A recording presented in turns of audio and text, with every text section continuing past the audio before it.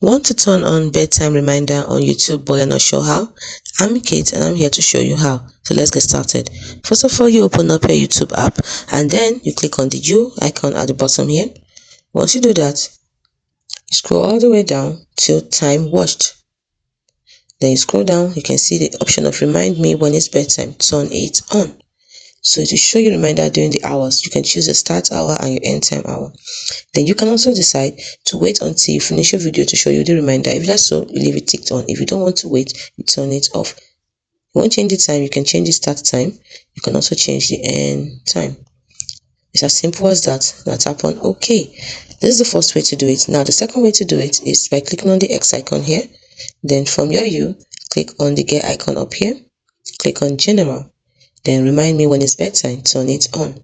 So do the same thing, follow the same steps and click on OK. Those are two ways to turn on bedtime reminder on YouTube.